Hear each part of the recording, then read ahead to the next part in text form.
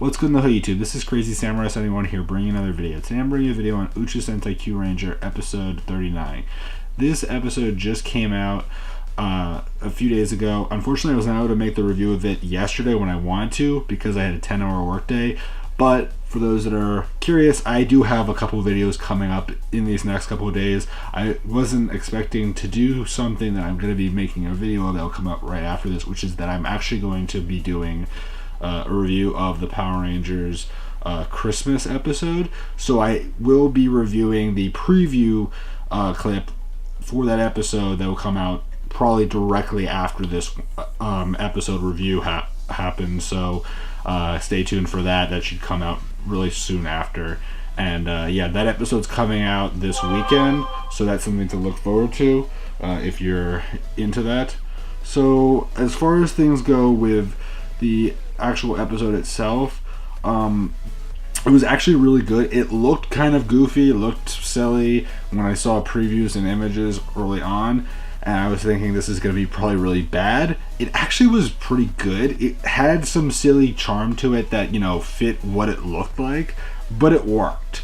It totally worked. So that's really cool, and it explained a lot about a character that was mentioned early, and we've heard him mentioned a couple of times recently, and he's even spoken recently, but now we got to actually see him and learn more about his backstory, and that is Dr. Anton. And he's actually similar to another character in Power Rangers. That's a fairly recent character, so we'll get into that, of course, during this episode review. I just wanted to bring that all up front, just so that you guys have something to be aware of. So anyway, the episode is called The Great Adventure of Perseus. Now, for those who don't remember, last episode, they ended up going, Tsurugi's team, to the FEWZ system, where they ended up getting this FEWZ Kyotama because they need the 4 Kyotamas to access the Crux system. So what happens is that in this case, we have it where the other half of the team are in the Perseus system, where they end up seeing Mecha Madako, who ends up using a special device to turn Champ into his berserk mode, where he ends up attacking the Kyurangers. Additionally, Madako fights against the Kyurangers, and we see one of the prototypes of Champ fight and help out Mecha Madako to bring Champ back to Dr. Anton.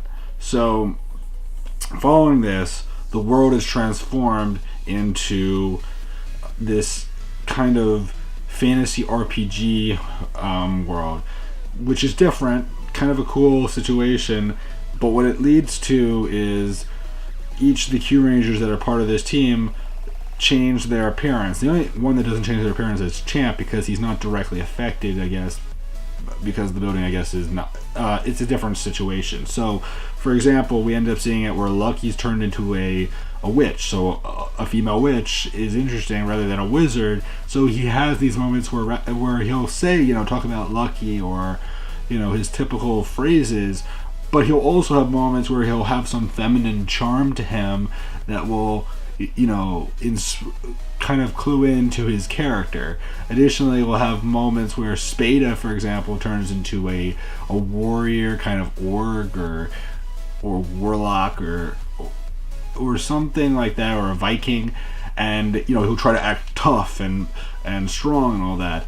And then we also have it where Kotaro becomes a knight or a hero kind of character, similar to the RPG classes. Additionally, we have it where Stinger, who is the last member of this group pretty much, because for those who don't know, Balance is technically manning the ship. That's why he wasn't, he's not in their team. So the thing is that Stinger becomes a jester or a clown, and he's the most interesting and he's the most ridiculous, which is funny because he's such a serious character in the show. So I kind of like the contrasting themes of the characters as well, because of how they act in the show. And he ends up singing and juggling and doing things that are just totally not his character, but it's kind of cool in a way because it shows a different side of his character that I honestly appreciate a lot. So Anyway, we do see that the Kyurangers that are on the ship laugh because they actually see video projections of all this, so they're laughing along as he sings and jokes around and everything, and they try to transform, which doesn't work, so keep that in mind. They have to stay in that form for a while. Now, additionally, we do see it back where Dr. Anton is and Champ is, that, we end up seeing him talking to Champ about transforming him back into his former form. Now, I'll get into that in a minute, because what happens is that following this, the Kyurangers that are looking for Champ end up meeting a man who says not to go to the Demon King, who's supposed to be Dr. Anton, and says that they say that he's trying to marry the cow princess, which is referring to Champ, and we end up seeing Champ in a daydream image of him as a princess, flaunting his beauty and everything. It's ridiculous. But anyway, following all this, they say, we have to travel. It's important to us. We need to go get him. And all this happens, and at one point, the Kyurangers do end up fighting a Suyo Endeavor, which is kind of cool to see them fighting the Suyo Endeavor unmorphed in this new form. And they do even refer to their classifications, and when it comes to Lucky, he has to choose from a wheel of choices of what kind of move he'll do, and it's very much so based in that RPG theming, so it's kind of cool. Additionally, we do see it where, as I said before, Champ is talked to by Professor Anton about what's going on and how he's going to convert him into his other form, and he asks, how are you alive? I thought that Scorpio had killed you. And basically Dr. Anton says, I'll explain that to you later. And the thing that's interesting about Dr. Anton overall is he's a very unique character. They do see him directly after they change into their into these forms. I forgot to mention that, but that is something to note. That yes, the moment they change into their fantasy RPG forms, they do see him, he talks to them, but he's very mysterious about his background and why he's alive until they show up in the castle that they're keeping Champ in. So anyway, they do fight this Suyo Endeavor, and we actually hear them sing a snippet of Lucky Star, which is the theme for Uchuu Sentai Kyuranger, so it's kind of cool to see that. And eventually they do make it into the castle, where we have it that what do you call it? Dr. Anton explains how he's alive, and what he basically says is that the reason why he's alive is that he's been living for hundreds of years, and he's been improving his body, doing several modifications, and they mention how Champ fought for justice and good, and that's because Dr. Anton taught him that, and even Champ mentions this, that he was taught by Dr. Anton to be good and everything, and the reason why this Dr. Anton, who's more psychotic, more evil, a much darker character than the one that he knew, exists is because he has multiple personalities. Now this is kind of similar, if you're wondering as far as what the connection is to Power Rangers Dino Charge, really Dino Supercharge, with Heckle and Snide. They had multiple personalities. Now it's a little different as far as how that works here, because they're still the same person.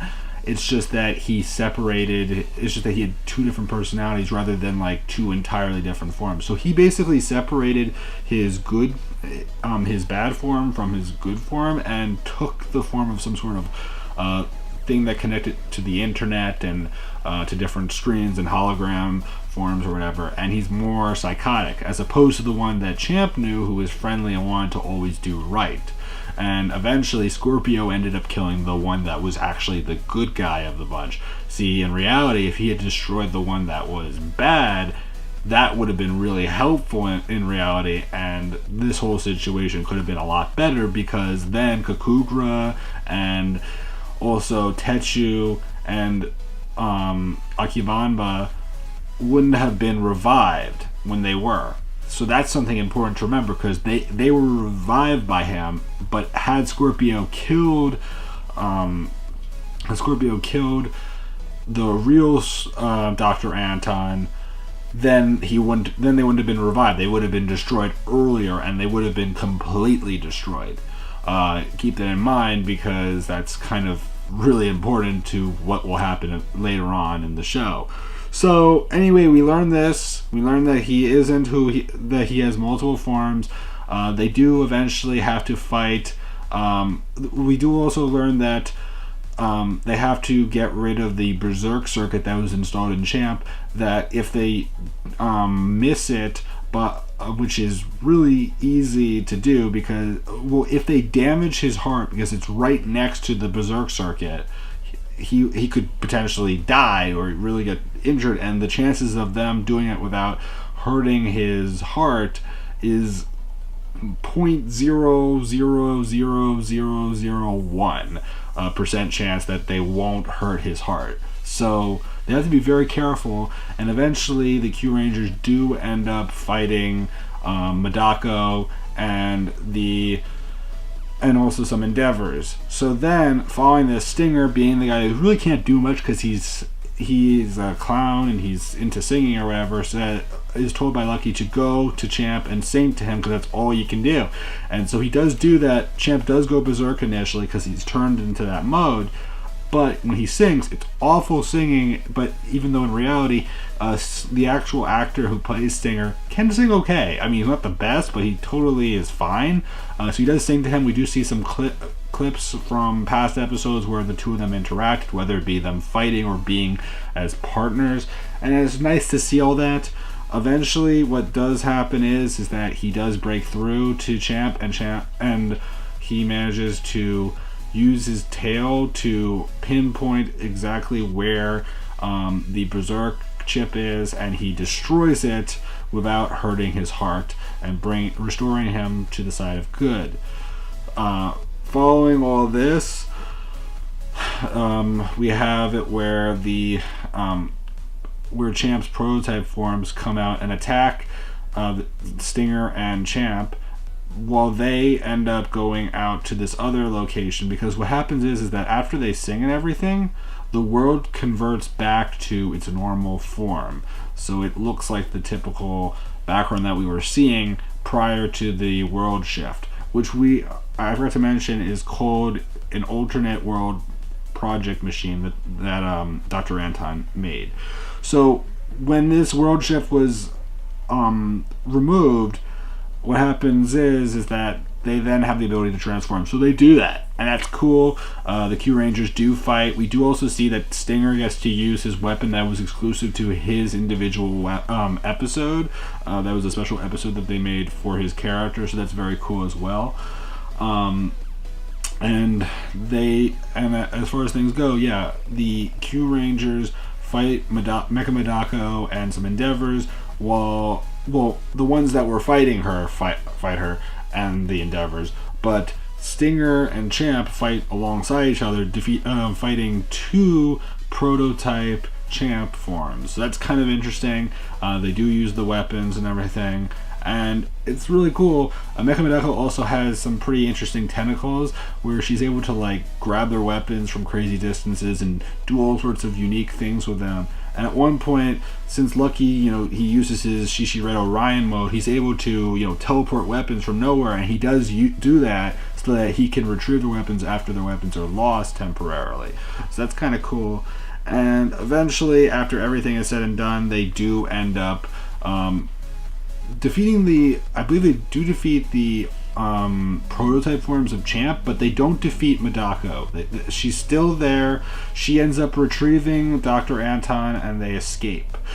At that point, what happens is that we have it where the two prototype Champs actually get big. At that point, we have it where the Orion ship actually comes by to help them out. So at that point, Lucky ends up controlling the Orion Battler, while the other Kyurangers that were involved in this episode end up controlling the Shishi Red, the Super Kurino mecha, which is really cool to see that.